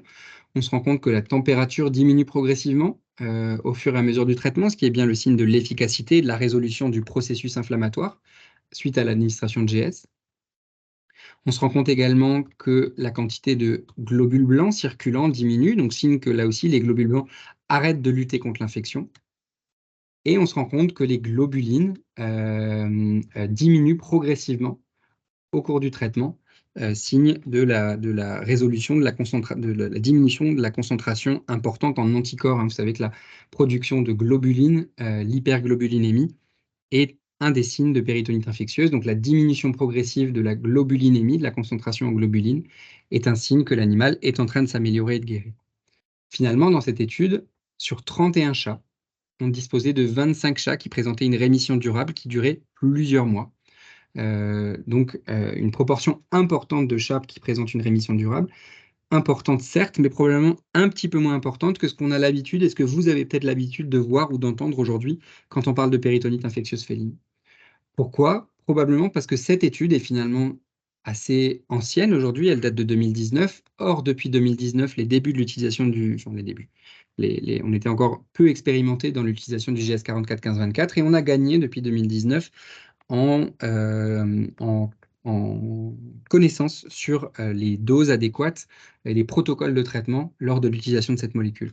Finalement, si on regarde d'autres études plus récentes de 2021, on se rend compte que la majorité, 98% des chats, 23 sur 24, présentaient une rémission clinique durable, donc une immense majorité en 2022. On a même un rapport de cas d'un chat qui était traité pour une péritonite infectieuse féline pendant 3 semaines, un protocole habituel à base de GS441524. Malheureusement, ce chat est décédé 6 mois après la fin de son traitement des suites d'un accident de voiture, hein, et les propriétaires ont accepté une autopsie du corps, une autopsie de l'animal. Au sein de l'organisme, dans tous les tissus, on n'était pas capable de détecter du virus de la péritonite infectieuse en faisant des recherches, là cette fois-ci, sur des morceaux importants de tissu. Donc on pense vraiment que s'il y avait eu du virus, on l'aurait détecté. Donc on a des arguments aujourd'hui pour penser qu'une grande majorité de chats peut éliminer complètement le virus à la suite d'une administration de GS441524. Vous allez probablement parler du mutian. J'ai vu qu'il y avait une question dans le chat sur qu'est-ce que c'était finalement que ce mutian. Est-ce que c'est pas du GS441524? À quoi ça correspond? Bien, le mutian, qui est commercialisé comme étant la forme orale du traitement de la péritonite infectieuse féline, jusqu'à encore pas si longtemps que ça, hein, jusqu'en 2021, on était incapable de dire ce que c'était que ce mutian. En 2021, une équipe principalement allemande s'est intéressée à ce médicament-là et s'est rendu compte, en analysant en achetant du mutian au marché noir sur le marché noir et en l'analysant par spectrométrie de masse, on s'est rendu compte que ce mutian était exactement, ou en tout cas correspondait très fortement à la composition, l'analyse moléculaire du GS441524. Donc on a dû utiliser des méthodes détournées pour prouver que le mutian contenait bien du GS441524, ce qui n'était pas bien explicité par le laboratoire qui le commercialise. Donc le mutian, c'est bien du GS441524 qu'on administre par voie orale. Ce mutian, il est là aussi efficace. Le même article s'intéresse à un suivi longitudinal de chats recevant ce traitement-là, et on se rend compte que la charge virale dans l'épanchement diminue très fortement à la suite de l'initiation du traitement, de même que la SAA, qui est un marqueur de l'inflammation, qui diminue là aussi drastiquement à la suite de l'initiation du traitement. 18 chats sur 18, donc la totalité des chats étaient en rémission au long cours à la suite de l'administration de traitement oral. Attention toutefois, sur ces 18 chats, il y en avait uniquement 2 qui présentaient une péritonite infectieuse de forme oculaire ou neurologique. Donc l'efficacité de ce traitement, aujourd'hui, elle n'est pas bien connue lors de formes oculaires ou neurologiques et elle est probablement moindre quand le virus est ségrégé à un organe ou quand la maladie nécessite l'administration d'une dose élevée de GS441524. Dans ces 2 cas-là, probablement qu'une administration injectable est préférable à une administration orale. Est-ce que ce GS a des effets secondaires? La réponse est oui, principalement une douleur sur le site d'injection, vous l'avez probablement tous déjà vécu. Cette douleur peut s'accompagner d'ulcération cutanée, comme c'est le cas chez ce chat qui nous a été présenté à l'école pour la poursuite d'un traitement à base de GS441524 et qui a présenté une ulcération grave, hein, qui a mis à peu près 6 semaines à guérir complètement. Qui était douloureuse. Ces ulcérations sont liées à l'acidité importante d'un excipient de la forme injectable qui amène le pH de la solution aux alentours de 2, ce qui évidemment est très bas par rapport au pH normal de la peau. Le fait que ce produit soit fortement irritant peut laisser suspecter que les injections répétées de GS44-1524 puissent être associées dans le temps à la survenue de fibrosarcome, comme on l'a longtemps suspecté et comme on l'a prouvé aujourd'hui, hein, avec les injections de vaccins, les injections vaccinales. Donc, on ne sait pas aujourd'hui si ce GS44-1524, ces injections répétées, peuvent prédisposer l'animal à développer un fibrosarcome dans le temps. Certains auteurs ont également mentionné la possibilité de survenue d'une maladie rénale à la suite de la mise en place du traitement, bien qu'aujourd'hui, il ne semble pas que ce soit une problématique que l'on rencontre en routine, en clinique, lorsqu'on utilise ce traitement-là. On entend parfois parler, quand on parle d'efficacité de ce traitement, on entend parfois dire « Ah, mais lui, ce chat a probablement une résistance au traitement. Ce chat est probablement infecté par un virus résistant. » On va voir si on a des arguments forts pour dire ça. Quand on parle d'efficacité d'un traitement, et notamment d'un traitement antiviral, bien sûr que cette efficacité prend en compte la notion d'efficacité au niveau cellulaire, c'est-à-dire la capacité de l'antiviral à inhiber la réplication du virus. Mais l'efficacité d'un traitement antiviral, ça ne dépend pas que de l'efficacité au niveau cellulaire. Ça dépend aussi de l'administration correcte du traitement. Est-ce que le traitement a été correctement administré ou pas? D'éventuelles biotransformations qui vont conduire à l'activation de cette molécule pour qu'elle puisse exercer son mécanisme. Bien sûr, l'absorption du médicament qui peut parfois être déficitaire chez certains animaux. Certains animaux peuvent avoir des maladies digestives, par exemple, qui conduisent à une mauvaise absorption du traitement.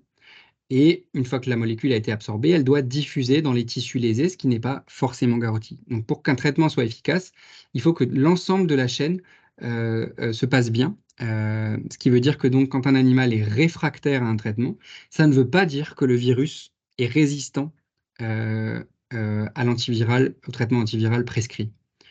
Et en réalité, des causes d'animaux réfractaires, elles sont multiples, mais on peut avoir des animaux qui sont réfractaires à cause d'un mauvais diagnostic, c'est-à-dire qu'en fait, l'animal n'est pas atteint de PIF, à cause de comorbidité, par exemple une maladie digestive qui empêche d'absorber le traitement correctement. Ça peut être uniquement lié à la dose qui empêche la diffusion dans les tissus lésés, par exemple. Est-ce que les animaux sont fréquemment réfractaires parce qu'ils sont résistants? Est-ce qu'il y a une résistance virale intrinsèque au GS44-1524? Aujourd'hui, on n'a pas d'argument scientifique fort pour penser qu'il existe des souches virales qui soient réfractaires au GS44-1524, même si, à l'avenir, ce sont des choses que l'on pourrait observer. Aujourd'hui, on n'a pas d'argument pour parler de ça. Finalement, si ce traitement est efficace et assez bien toléré, peut-on et doit-on prescrire du GS aux chats atteints de PIF? Prescrire un médicament vétérinaire en France aujourd'hui, c'est réglementé. C'est réglementé en France et c'est réglementé en Europe. Un vétérinaire a pour obligation de prescrire un médicament qui dispose d'une AMM, d'une autorisation de mise sur le marché pour l'espèce et l'indication, donc pour le chat et pour le traitement de la péritonite infectieuse. Il existe des dérogations à cette prescription-là, mais ces dérogations sont très bien cadrées par la loi, hein. C'est la loi française qui propose ces dérogations, et dans tous les cas, la majorité des cas, on a besoin, vous le voyez, d'une autorisation de mise sur le marché pour pouvoir donner un médicament. Qu'est-ce que c'est que cette autorisation de mise sur le marché? Eh bien, c'est un dossier qui est déposé par un laboratoire qui souhaite commercialiser un médicament. Ce dossier contient des données des données chimiques, des données biologiques sur les propriétés du médicament, ses modalités de fabrication, sa qualité, sa stabilité, l'efficacité du traitement in vitro, la pharmacocinétique et la pharmacodynamie, c'est-à-dire comment le traitement se comporte une fois qu'on l'administre, est-ce qu'il se diffuse dans tous les organes, est-ce qu'il se diffuse que dans le cerveau, que dans les reins, les doses, la posologie, donc l'étude des doses de ce traitement, et bien sûr les effets indésirables de ce traitement. Une fois qu'un dossier d'AMM, de demande d'AMM, d'autorisation de mise sur le marché, a été constitué, ce dossier est confié aux autorités compétentes qui peuvent soit l'accepter, dans ce cas-là, le médicament sera distribué, commercialisé et pourra être prescrit. Et on disposera de ce qu'on appelle un résumé des caractéristiques du produit, c'est-à-dire un papier qui récapitule les indications du traitement et ses effets secondaires, ou le traitement pourra être non autorisé s'il est jugé trop dangereux ou trop mal connu. Qui gère l'acceptation ou pas de l'autorisation de mise sur le marché? Finalement, c'est en résumé les instances gouvernementales, donc le ministère de l'Agriculture via l'Agence du médicament vétérinaire. Qu'est-ce qui se passe quand un traitement, quand une molécule ne dispose pas d'un dossier de mise sur le marché? Eh bien, la loi française nous dit que le fait de prescrire ou d'administrer ou de commercialiser un traitement qui ne dispose pas d'une AMM, d'une autorisation de mise sur le marché, est puni de 5 ans d'emprisonnement, 375 000 € d'amende.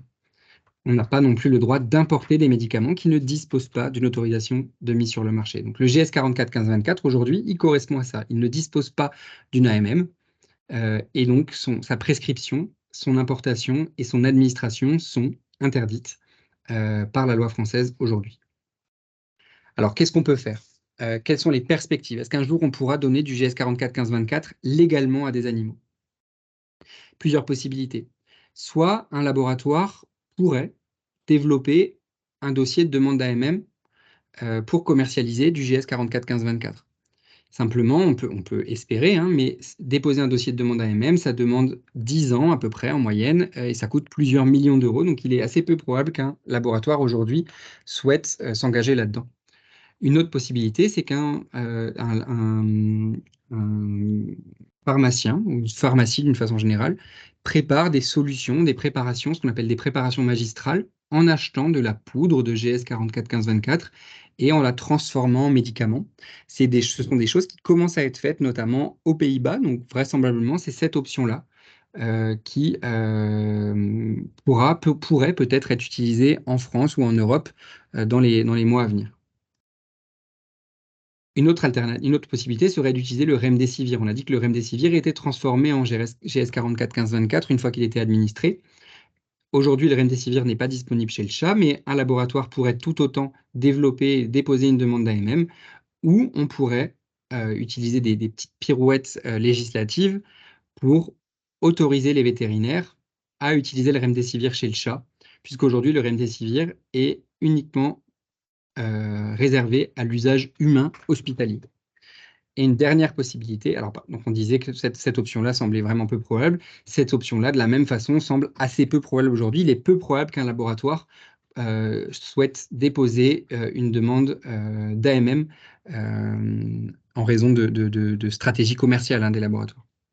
Et la dernière possibilité, ce serait d'utiliser d'autres antiviraux que le GS 44 15 24 ou que le remdesivir, d'autres antiviraux ou d'autres moyens thérapeutiques pour prendre en charge ces maladies virales sont en cours de développement et pourraient voir le jour dans les années à venir. En conclusion, si on doit répondre à la question « Est-ce qu'on peut aujourd'hui guérir les chats atteints de péritonite infectieuse ?» La réponse est oui, le plus souvent. Pas toujours toutefois. Dans certains cas, de forme oculaire ou nerveuse, ou lorsque le diagnostic est tardif, ou lorsqu'il est erroné, c'est-à-dire que finalement on pensait traiter une péritonite infectieuse et on s'est trompé, ou lors de comorbidités, donc de maladies autres associées à la péritonite infectieuse, par exemple une maladie cardiaque, une maladie rénale, l'ensemble de ces facteurs-là peut compliquer la prescription et l'administration du traitement et entraîner des échecs thérapeutiques. Par ailleurs, oui, le plus souvent, mais pas encore dans un cadre légal clair et bien établi, puisque les traitements qui semblent efficaces et qui sont efficaces dans la péritonite infectieuse ne sont pas légaux aujourd'hui en France et en Europe.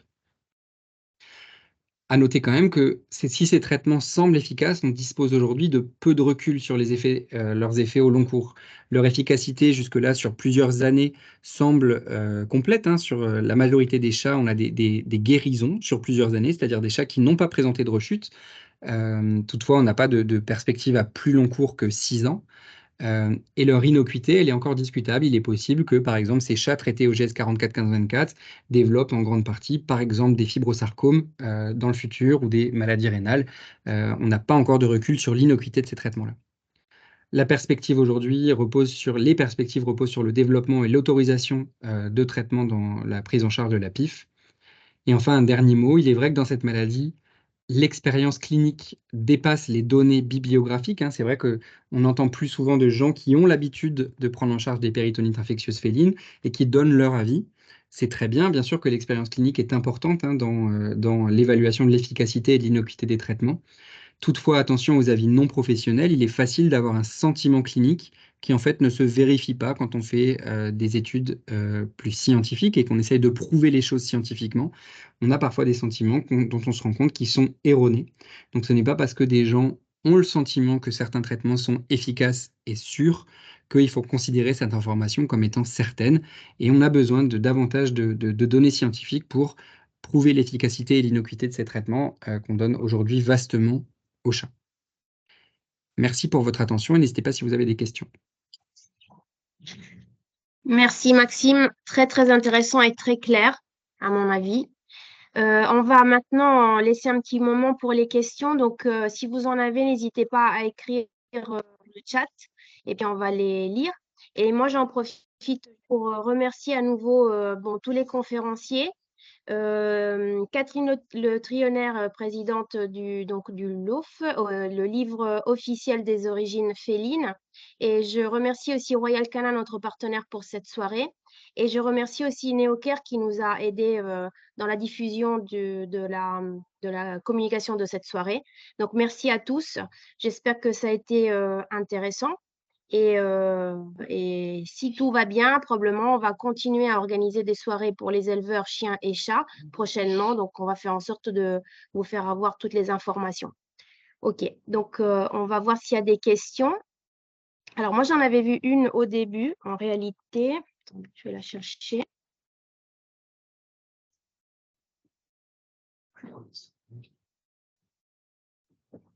Alors, il y en avait une sur la contamination. Est-ce que pensez-vous des lignées PIF, vu que on a parlé de contamination et de contagiosité, donc plutôt pour Morgane.